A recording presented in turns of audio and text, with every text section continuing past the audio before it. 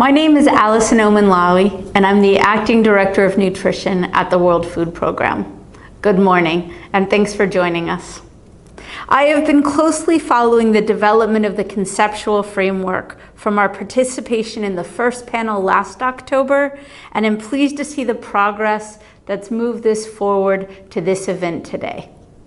As a nutritionist who spent much of my career working in Africa's dry lands, it's hard to negate a correlation between terrain and climate and an impact on malnutrition. In the humanitarian community, we are witnessing increasing rates of acute malnutrition, and considerably so in dryland communities. I have seen firsthand conflict and subsequent devastation of communities due to fights over scarce natural resources. I have watched women walk for 6 hours from their homes to find cooking fuel, or spend the entire day at a water point waiting for a trickle of water to fill their jerry cans for their families. Climate disproportionately impacts on the health and nutrition of the poorest of the world's people. As one businessman in Khartoum told me, "Money is your only hope of surviving in this city. If you want cool air, fresh food, even water, you're gonna have to pay for it." The poor don't have this luxury and must survive in the climate that they have. The work that Tufts and FAO have been leading on the drivers of acute malnutrition in Africa's dry land is especially timely and in line with the vision of the Global Action Plan on Wasting.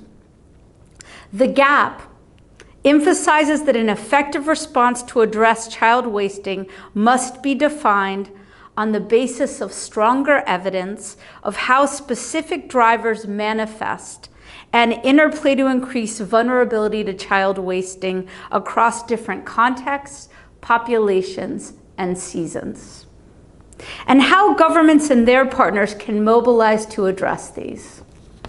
By understanding the drivers, we are in a better position to act early, allow governments, communities, and households to take action days, weeks, and sometimes even months before a climate shock occurs, and helping affected populations to avoid negative coping strategies.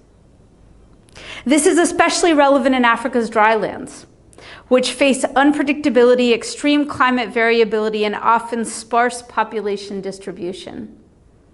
That's why WFP believes that we need to undertake sufficient assessments and analysis to better understand these drivers so that we can help the people that need the help the most. Through Fill the Nutrient Gap analysis, WFP does situation analysis to understand the drivers of poor diets in terms of population, production of foods, where people access food, the affordability of a nutritious diet, and the choices people have and what they generally choose amongst the options. The F&G has so far been conducted in a number of Africa drylands, including Niger, Somalia, and Ethiopia. Findings from Niger, for example, gave us much greater understanding of the key drivers of malnutrition. We found that on average, households consume 3.8 food groups out of 12, showing a major issue of diet diversity.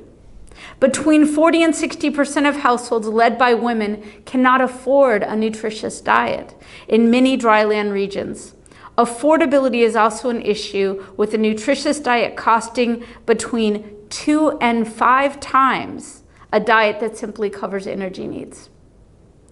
Climate risk and impact assessments, such as forecast-based financing that enables anticipatory actions for disaster mitigation using credible seasonal and weather forecasts, are also critical in dryland contexts.